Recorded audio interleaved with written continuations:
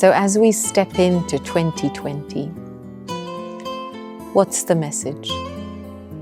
It's all about love. We're at a very critical time in humanity. Some call it the winter of humanity.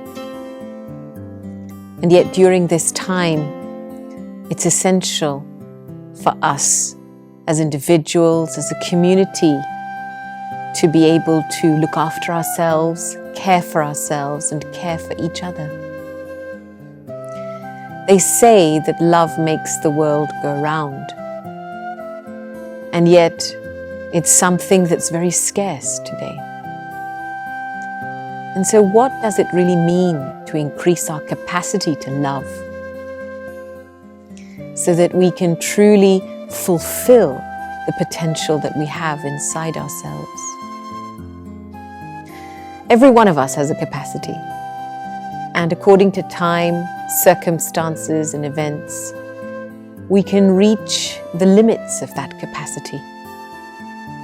And when that capacity ends, God's capacity begins.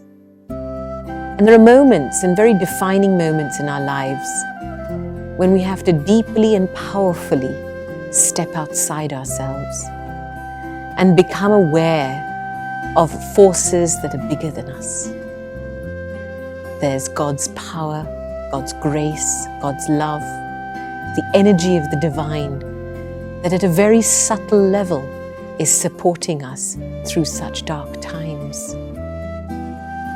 There is also the energy of the benevolence of circumstances, but often this benevolence is unseen. You can't sometimes make sense of what's happening to you in your life. And yet when we understand the whole of the drama of life as a mathematical equation and a whole process of balance, the balance of our perfection, the balance of being complete, then every event is completely scripted for me to come back to balance. And there are moments in our lives when we have to trust. We have to sit back, we've done our best, and we have to surrender to the benevolence of life and to God's love and grace. And within God's love, there are so many things. There's so much power filled in that love. In Hindi, we call it Shakti. And this is the power that enables us to handle events and circumstances and challenges in our life. There's a lot of affection in God's love. We call that sneha. The affection that a parent has for a child is such an important part of a child's growth and nourishment. And it's that affection that soothes the soul, that comforts the soul, and heals what has gone wrong in the soul. And then God's love, it makes us strong. When we feel God's love as our backbone, then an incredible strength returns back into mind, body, and spirit. And then there's inspiration in God's love. There'll be moments of divine insight when if you sit and practice a bit of silence, you will catch thoughts that are beautiful. You will catch thoughts that are inspiration. These are divine inspirations. And this is where the work of creativity and creation begins. So God's love is filled with so much intelligence and wisdom and strength and power and affection. And so can I open my heart consciously, move beyond all the limited barriers of my own ego to receive God's love? This is the effort, and this is the destination.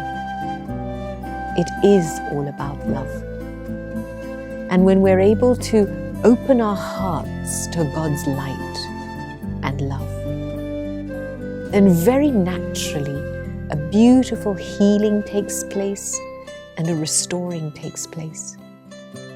Because inside the soul there's an enormous potential, and that potential is waiting to be released.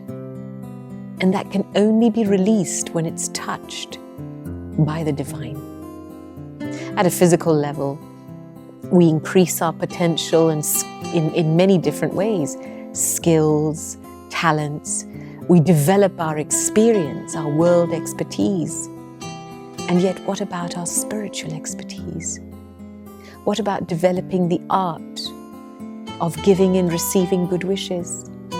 What about developing the art of ensuring that every interaction that I have in my life is filled with blessings?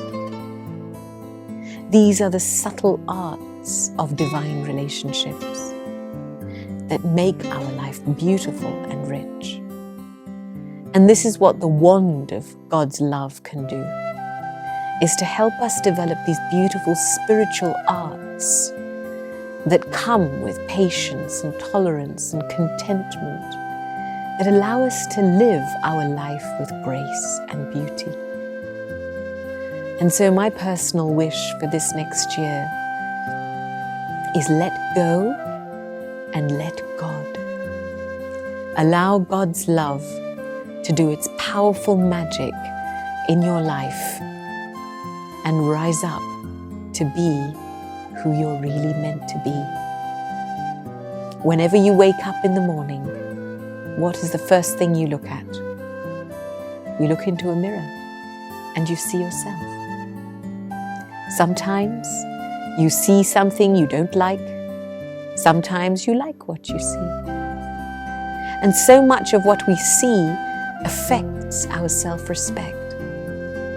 And so can we, every morning, instead of just looking at our physical faces, can we look into God's mirror in silence? Can we feel what God sees in us every morning?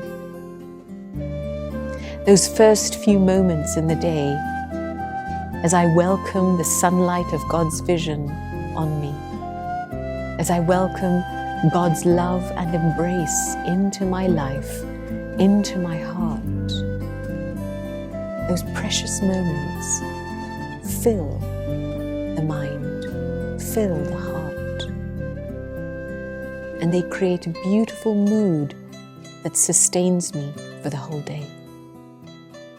And so a simple practice that you can do every day: wake up, and instead of saying good morning mobile phone, you can say good morning to God. Embrace God's light and love and start your day enveloped in that light and love.